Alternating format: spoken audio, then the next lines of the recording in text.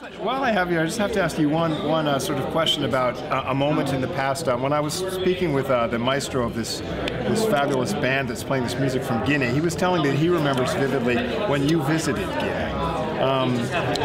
Tell me about that. It was during the time. It was during a really poignant time in the history, and from a cultural point of view, Sekou Touré and all the money that he was pouring into developing bands. And you know, this band we have here tonight is a direct result of his cultural vision. And you had some direct experience of that. What do you remember about that? Well, I was one of the founding members of the Peace Corps, and I served as cultural advisor to President John Kennedy. And in one of the missions that I had going to Guinea was one of the choices. And I relished the opportunity in the moment, and with the representative from Guinea at the United Nations, Ambassador Ashkamarov, I went to Guinea to look at the country, to see the experiment that it was having in the early days of its independence. And I found in Guinea a place that was highly, highly conscious on the issues of culture. It was almost number one on the Guinean agenda. It respected culture. Other countries in Africa shied away from it.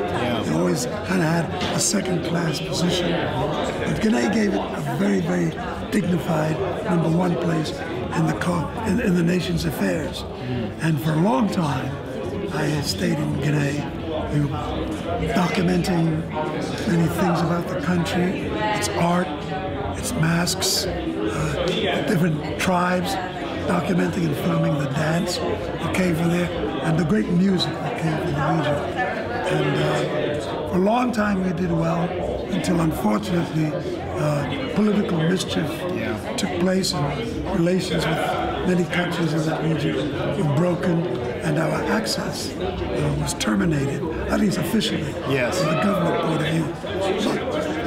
But I think Guinea did a lot to deepen my knowledge and to deepen my understanding of Africa, and to understand how marvelously complicated and how truly dimensional the continent was.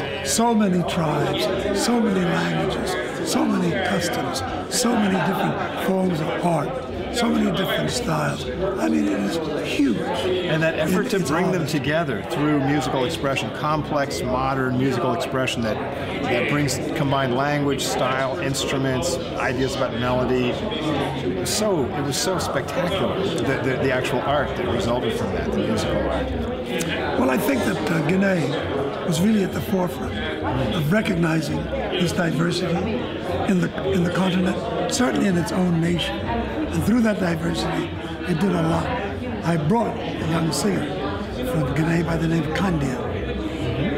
Kandia was probably one of the most glorious voices I'd ever heard. It was really to be compared with Salif Keita. Is this Sori Kanja Kuyate? No. Okay. His name was Kandia.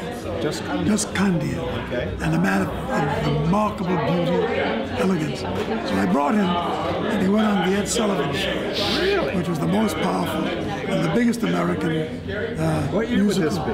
1961 or 2. Extraordinary. And Ed Sullivan gave me an opportunity to not only do my thing, but to introduce Kandia. And he came directly from Guinea with his small group, and in ethnic style, with the Belfaonte and the dancers and his backup singers, thrilled America with his songs from Guinea. And I think it was the first time in pop culture that America had a good, honest look at an African artist in all of its grandeur, unfiltered.